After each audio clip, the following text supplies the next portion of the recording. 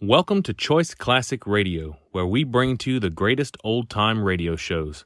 Like us on Facebook, subscribe to us on YouTube, and thank you for donating at choiceclassicradio.com. And now, the Hall of Fantasy. Welcome to the Hall of Fantasy. Welcome to the series of radio dramas dedicated to the supernatural, the unusual, and the unknown. Come with me, my friends. We shall descend to the world of the unknown and forbidden, down to the depths where the veil of time is lifted, and the supernatural reigns as king. Come with me and listen to the tale of The Dance of the Devil Dolls. Hello? Anyone out here? You don't think... I don't know what to think, Chuck. We'd better take a good look around. There's something strange about this whole setup. I don't know... Emery. What? Look. It's him. Come on. No wonder he didn't answer us, Chuck. You mean? That's right. He's dead. In just a moment, the Hall of Fantasy will present The Dance of the Devil Dolls. And now for our story. An original tale of fantasy by Richard Thorne entitled The Dance of the Devil Dolls. Have you heard of avoutement? Literally, the word means face image. The practice of avoutement is as ancient as Egypt and Assyria, and still found from Ceylon to the United States, Europe to Africa, South America to Scandinavia. A figure is made to resemble that of a hated enemy, then methodically injured or destroyed, resulting in pain and death for its human counterpart. Charles and I had gone up for a weekend of fishing. Saturday night at dusk, when the sky had dulled from blue to gray, and the gray was shading darker every minute, we were walking back up to the cabin. Not a bad haul, huh, Emery? For you, not for me. I'll bet you the smallest of those 3 bass weighs over 4 pounds. What bait were you using? Oh, spoon. Fish just wouldn't leave it alone. Anyway, we'll have a good fish dinner tonight. And maybe tomorrow my luck will change. Well, I hope so. What time is it? About 9. We've been out 5 hours. Chuck, Yeah? there's someone coming down the trail towards us. Where? Oh, yes, I see. Can't be going down to fish this late. Oh, can't tell. Some guys really get the bug. There's a guy I know named Lloyd Erskine who will fish off... Excuse me, gentlemen. He means us. Wonder what he wants. Excuse me, gentlemen. I lost something. I wonder if you found it. I don't know what you're looking for, mister, but we haven't found it, whatever it is. Perhaps you saw it lying on the ground. It was a doll. A doll? Yes, about 12 inches tall. It looked something like me. I'm sorry, we haven't seen it. Of course, you can always buy your daughter It doesn't belong to my daughter. Oh. Well, we haven't seen it. Are you staying at a cabin on this lake? Yes. Only until tomorrow night. It's right at the head of the trail up there. You must have passed it as you started down. If by any chance you do come across it, I'll stop in before I leave this area, if you don't mind. Oh, that's perfectly all right. Thank you, gentlemen. I must have the doll for the dance tonight, or the old woman will be angry. Well, what do you make of that? Search me. He talked so strangely. I must have the doll for the dance tonight, or the old woman will be angry. I think he's off his rocker. Well, it's not our worry, Emery. Come on, let's go.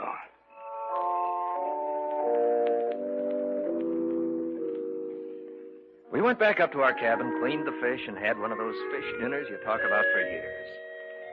It was about 11 o'clock, and we'd started to go to bed, intending to get up as early as possible the next morning when there was a knock on the door. I wonder who that is. I don't know, but we'll soon find out.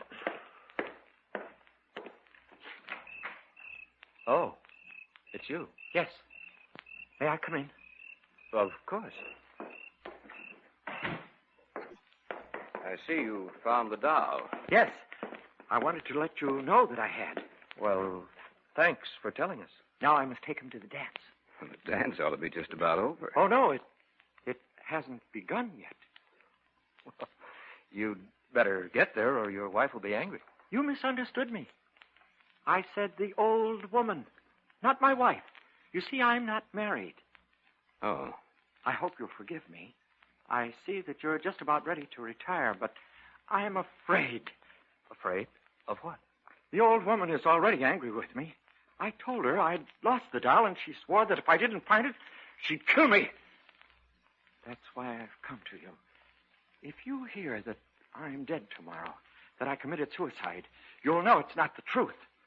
If I could only get in touch with Dr. George Kaltman, he could help, but I'm caught up in something I can't stop, and it's too late to get out now. I've tried, but... Oh, my head! You dropped your doll.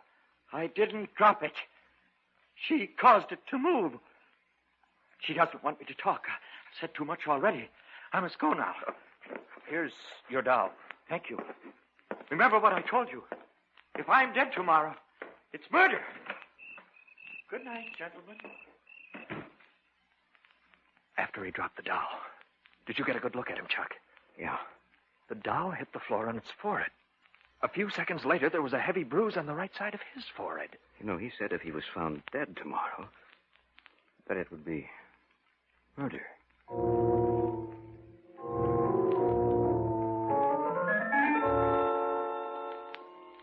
It was about 11:30 when we finally got to bed. We'd opened the windows of the cabin. The sound of the alarm clock we'd brought with us mingled with that of the crickets outside. The old woman said you must die. I heard something. I didn't know what it was. It sounded strangely like words, but they were uttered in a voice so tiny and shrill that I thought I was imagining things. But then, I heard his voice. No, I won't die.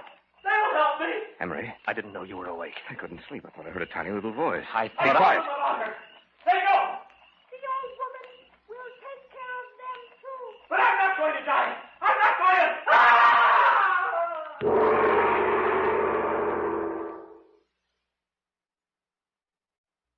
Back now to our story.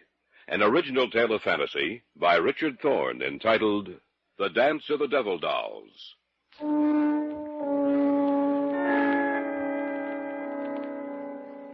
Charles and I had retired for the night, but neither of us could sleep. Suddenly, from outside, we heard the voice of the man we'd met earlier, and another voice, high and shrill, and somehow deadly. The old woman will take care of them, too. But I'm not going to die. I'm not going to... What's going on out there? We'd better take a look. A pair of pants and some shoes on. Remember what he said about dying? Yeah. You ready? Yes. All right, let's go. Beginning to think that guy belongs in an institution. Maybe. Maybe not. I think his scream came from the left. I'll take a look over there, then. Didn't tell us his name, did he? No. Well, I'll try calling him. Anybody out here? Hello? Anyone out here? You don't think... I don't know what to think, Chuck. We'd better take a good look around. Something strange about this whole setup. I don't know it. Emery. What? Look. It's him. Come on. No wonder he didn't answer us, Chuck. You mean That's right. He's dead. that little doll that looks so much like him? I don't see it anywhere around. Neither do I. You know, Chuck, it sounds crazy to say it, but that shrill, high little voice we heard... You're letting this thing run wild with your imagination, Emery. Even though it looked like him, it's just a doll, nothing else.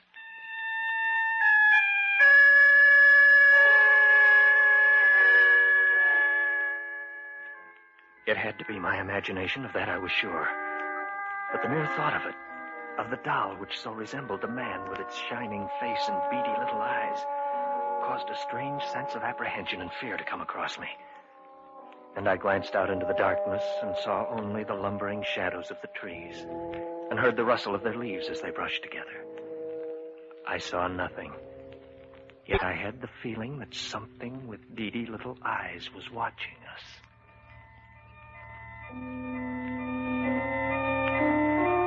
We notified the authorities.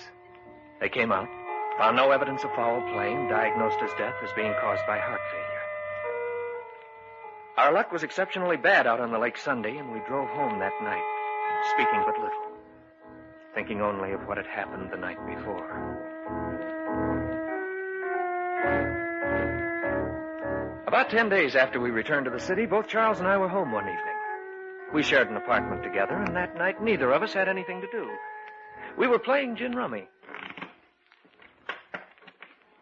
One more hand like that and you'll be out, you lucky dog. It was pure skill, my friend, no luck involved. Cut? No, I trust you. It's a good thing Pamela stood you up tonight. She knew that you wanted a gin partner. Don't be humorous. Proposed to her yet? No, but I'm working on it. You know, you deal like a card shark. I have nothing but... Expecting anyone? No, you. Mm-mm. Well, I'll see who it is. Whoever it is, get rid of him. I got a good hand. Coming right up. Is this the residence of Mr. Emery Ryerson and Mr. Charles Hunter? Yes, it is, but... I have a package for you. Are you expecting a package, Emery? Just bills, no packages. It's for both of you. All right, I'll take it. Thank you. And good evening, sir. Oh, yes, good evening. It's an old woman. She had a package for us. Well, set it down on the table and open it, man. Don't look a gift horse in the mouth. So I'll open it. Well, it's wrapped very well. Maybe it's a bottle of scotch. Who is be sending us a bottle of... Someone has a real fine sense of humor. It's like the doll that fellow had with him. It's the same doll. Notice that little nick out of its forehead? That happened when he dropped it on the floor. What are we going to do with it? I don't know. We can keep it, I suppose. Well, let's get back to the game. No, I'm not in the mood now. You know, Emery, I can't help but remember what he said. The man who died? Yes. He said I must have the doll for the dance tonight, or the old woman will be angry. Yes, that's right. What brought that back to your mind? The woman who delivered this package.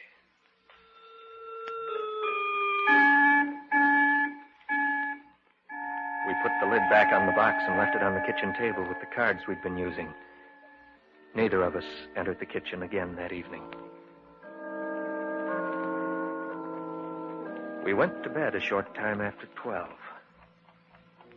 Again, I was restless and couldn't sleep. I had the same feeling I'd had that night in the cabin. And I remembered the words I'd heard spoken in that unearthly little voice. The old woman will take care of them, too.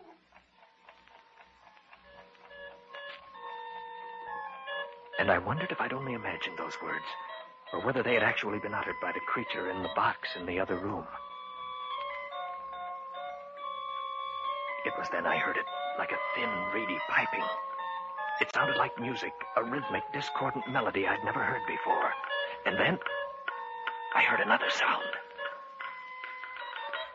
Emery? Yes? Am I going crazy? I hear it, too. I think we'd better see what it is. All right. I don't like this, Emery. It sounds I like... know what it sounds like. Emery. No. I can't believe my eyes. The box is open. And the little doll, Emery. It's moving. It's dancing on the table.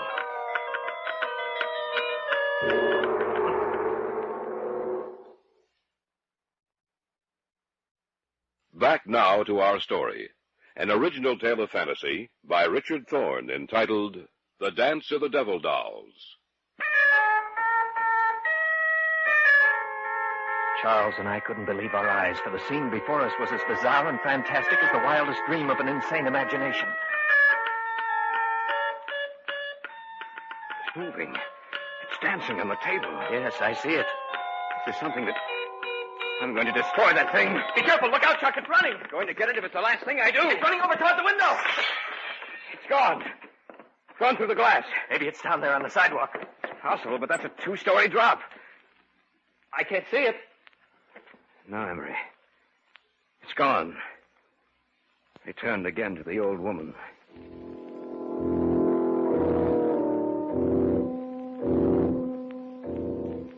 The man who had died had mentioned a name that night in the cabin. The name of Dr. George Kaltman. Now it came back into my mind. Kaltman was associated with occult research. If Kaltman could have helped the man who died, perhaps he could explain what was happening to us. We got in touch with him and made an appointment for the following evening. You have told me everything that has happened. Is that correct, gentlemen? Yes, everything. We'd like to know what it all means. Well, I shall explain it to you as best I can. Have either of you ever heard of envoûtement?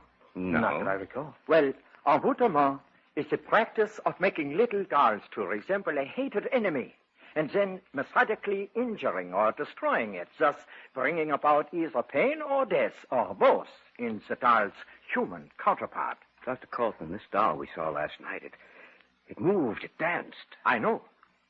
What you witnessed last night was the dance of the devil dolls.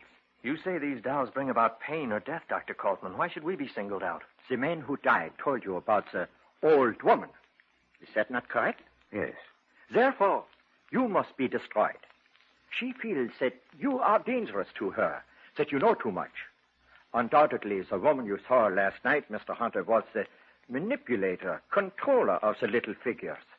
Since you saw her, she has probably made little figures of both of you.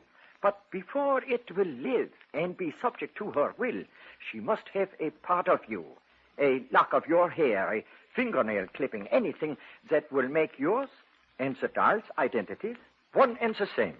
What should we do? Go back to your apartment. I shall return with you.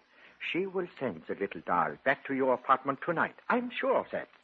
We must capture the doll, for it is the only thing that will lead us to her.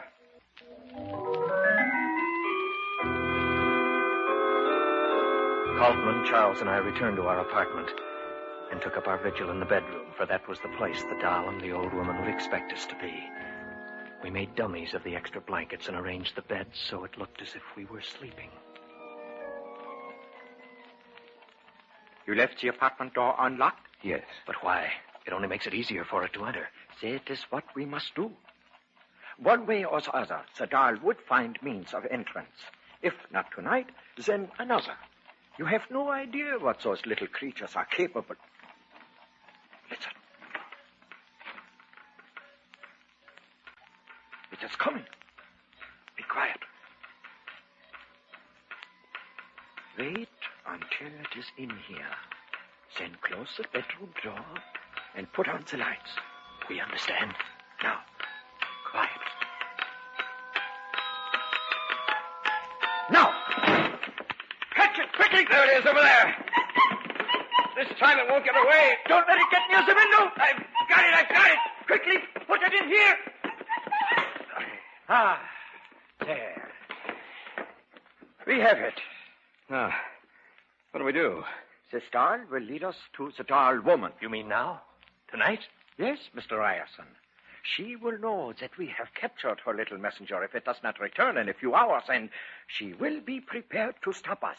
We must find her, destroy her if need be, before she has a chance to destroy you.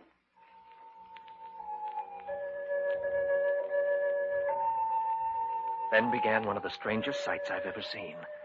Kaltman took the doll out of the box in which we'd imprisoned it, tied its arms and legs while it writhed and twisted in his hand. Then he began speaking to it, softly, rhythmically, slowly putting it into a hypnotized sleep. The eyelids of the little figure finally closed, and it was in an hypnotic trance. Sleep and tell me.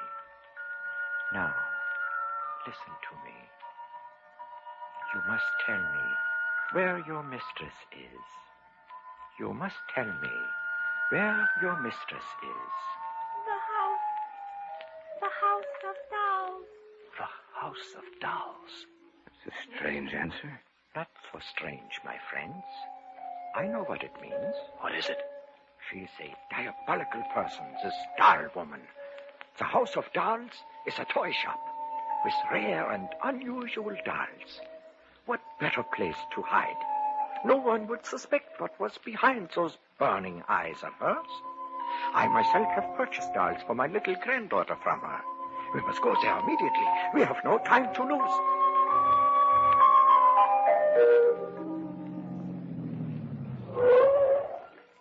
This is the place. Let's go. Right. It's past 2. There's no one on the streets. Points are better. Try the door. It's open. Probably waiting in the rear of the shop for the creature she sent out. Well, let's go in. As quietly as possible.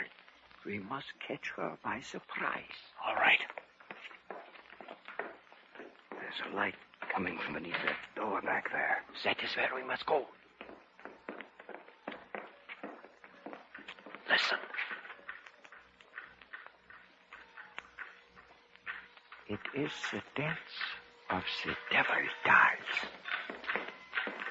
The door's ajar. They're in there. I can see them. Yes, so do I. Be quiet. And soon, my children, you will be joined by 2 others. And then, no one can harm you. For when the new doll returns, he will bring with him what I need for the spell of the dancers. We must take her now. And they will join you careful of in the the dance dolls of of the Satan. devil dolls. Now! What are you doing here? We've come to stop you. Look out, Bolton. She has a gun. So have I.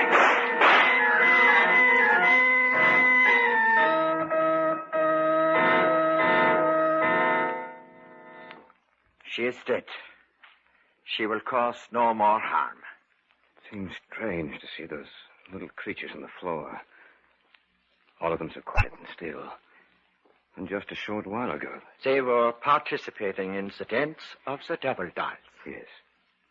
Do not feel pity for them, Mr. Hunter. The dolls did not really live. They were a creation of evil, sparked by the malevolence of the old woman. When she died, they died with her. Perhaps the humans they resembled will rest quietly now.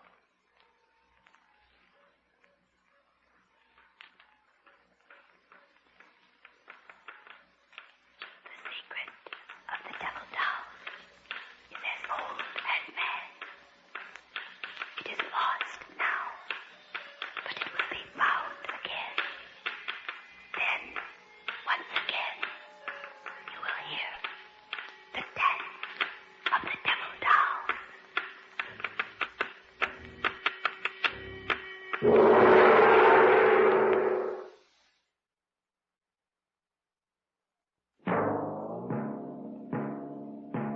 So runs tonight's tale of the unusual, the terrifying, the unknown. Join us again when next we journey down the corridors of the Hall of Fantasy to hear another strange tale of the supernatural. All characters and events portrayed in these programs are fictional, and any similarity to actual events or persons, living or dead, is purely coincidental.